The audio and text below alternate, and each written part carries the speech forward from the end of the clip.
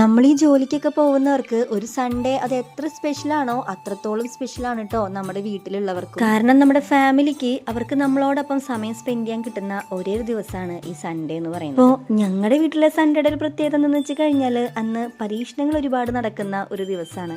അതുകൊണ്ട് തന്നെ കാലത്ത് കൊടുക്കേണ്ട ബ്രേക്ക്ഫാസ്റ്റ് പലപ്പോഴും ഞങ്ങൾ കൊടുക്കാറുള്ളത് 10 മണിക്കാണ് കേട്ടോ. ഇന്ന് നമ്മുടെ പരീക്ഷണശാലയിൽ പത്തിരിയാണ് കേട്ടോ. നമ്മൾ ഏറ്റവും കൂടുതൽ പുട്ടുണ്ടാക്കുന്നത് കൊണ്ട് തന്നെ പത്തിരി വല്ലപ്പോഴേ ഉണ്ടാക്കാറുള്ളൂ. അതുകൊണ്ട് നമുക്കിതൊരു ഭാരപ്പെട്ട പണിയൊക്കെ തന്നെയാണ്. നമുക്കല്ല, എനിക്കിതൊരു ഭാരപ്പെട്ട പണിയാണ്. പക്ഷെ അമ്മയ്ക്കിതൊരു ഭാരപ്പെട്ട പണിയൊന്നല്ല കേട്ടോ. കാരണം സൺഡേ മാത്രമാണ് അമ്മ ഇത്തരം പരീക്ഷണങ്ങൾക്ക് നിൽക്കാറുള്ളൂ. അന്നാണല്ലോ വീട്ടില് കഴിക്കാനും ആളുള്ളത്. അമ്മയെ സംബന്ധിച്ചിടത്തോളം പത്തിരി ഉണ്ടാക്കുന്നത് ഒരു പരീക്ഷണമല്ല കേട്ടോ. കഴിക്കാൻ ആളില്ലാത്തതുകൊണ്ട് മാത്രമാണ് അമ്മ ഇത് മറ്റു ദിവസങ്ങളിൽ ഉണ്ടാക്കാൻ ശ്രമിക്കാത്തത്. ഇതുപോലെ നമ്മുടെ എല്ലാവരുടെയും വീട്ടില് ഫാമിലി ടൈം എൻജോയ് ചെയ്യാൻ പറ്റാണ്ട് സൺഡേക്ക് വേണ്ടി കാത്തിരിക്കുന്ന ഒരുപാട് അച്ഛനമ്മമാരുണ്ടായിരിക്കും അല്ലെ. ഒരുപാട് സമയം ഉണ്ടെങ്കിലും ഒട്ടും തികയാത്തൊരു ദിവസമാണല്ലോ സൺഡേ. പക്ഷെ കുറച്ച് സമയം ഇവർക്ക് വേണ്ടിയും നമുക്ക് മാറ്റിവെക്കാം.